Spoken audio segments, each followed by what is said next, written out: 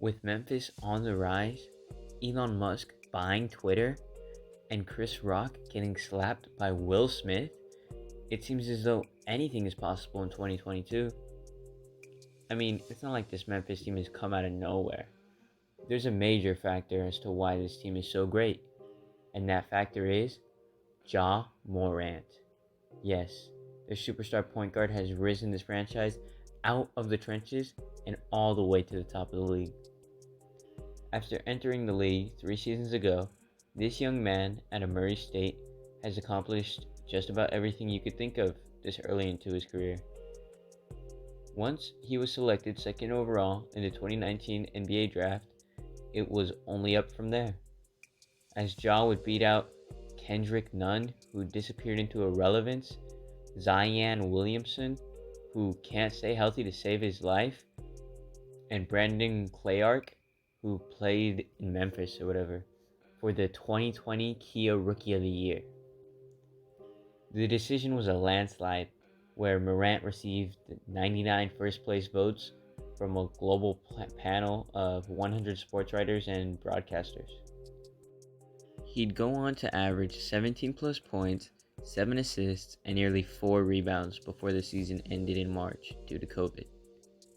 He even helped the Grizzlies improve the amount of wins they had in a shortened season, as they went from 12th to 9th in the conference. Though, the Memphis Grizzlies missed the postseason once again, as this team was stuck in the lottery for what seemed like the millionth time. But even with this improvement, in record-wise, it still wasn't good enough for the young star, because this man had his eye on one goal and one goal only: the NBA playoffs. With Jaren Jackson Jr. getting hurt in the bubble, tearing his meniscus in his left knee after, tripping over a rock or something, Ja knew he would have to accomplish this mission solo. Because the only kind of help he had in his second year was Toronto legend Jonas Valanciunas, a grit and grind kind of player in Dillon Brooks. And that's not even including Kyle Slow-Mo Anderson. So coming into the 2021 season, Ja picked the team up and took them on a 7-game win streak in the first month of play, and went on to have the Grizzlies over 500.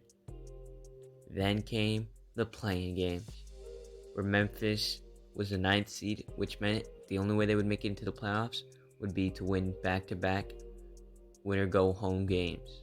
The first was against a young San Antonio Spurs team who didn't really know what they were doing, and Memphis would end up winning by 4. But next up after that was Golden State, who had Steph Curry coming off of a major injury and Klay Thompson still out. Ja would pick up his teammates and they'd beat the Warriors in OT to become the 8th seed in the playoffs, putting Ja and the squad in this postseason run in only his second year. They would go up against the 1-seeded Jazz, and after winning the first game of the series, they'd lose 4 straight in blowout fashion.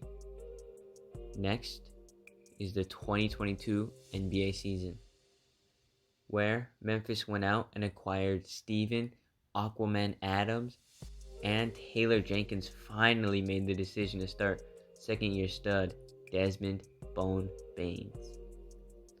With Ja Morant finally getting help and only on his way up, it was time for Memphis to take the league by storm. But before we move on, make sure to like and subscribe, because only 2% of you are subscribed. Anyway, back to the video. Ja went into his zone this season, as his stats jumped to 27 points, 6 plus assists, and a career high 5.7 rebounds. This leap in skill and stats wouldn't go unnoticed, as Morant went on to make his first ever All-Star game in only his 3rd year, and he was awarded Most Improved Player of the Year, which, if we're being honest, maybe he shouldn't have won that, but whatever. Not only did Ja have personal improvements, but the team also got way better, as they finished second in the conference with a record of 56 wins and 26 losses. And that doesn't even include the fact that Ja was so good that he didn't even have to be there for the Grizzlies to win. And as of recently, Ja has proved that he can handle the playoffs by winning his first ever playoff series versus Minnesota Timberwolves in 6 games, where he went crazy against D'Angelo Russell, just swinging the ball to the left and the right of D'Lo, because he'd go on to average 10 plus assists in the series. I haven't seen a player become this great so fast since LeBron James in the early 2000s. And with LeBron reaching his 40s, I think it's time for him to hand over the crown and title of GOAT to the next NBA superstar. Who better to give it to than the future Hall of Famer in Memphis, am I right? I mean, I think Ja could easily make it to the Western Conference Finals in this season. And he will be an MVP in the league sometime in the next 2 seasons. And if that doesn't happen, this video will be deleted immediately. If you guys made it this far into the video, don't forget to go down below and leave a comment saying Zaza Pachulia is a fiend. You know, just like a little in-between joke between me and the people who made it this long. But if you enjoyed this content, then check out my other videos where I talk about who's going to win the Boston versus Bucks series, or why I think the Timberwolves will be the next super team in the NBA. Because those videos are like what I think I worked the hardest on and are like the best ones out of all.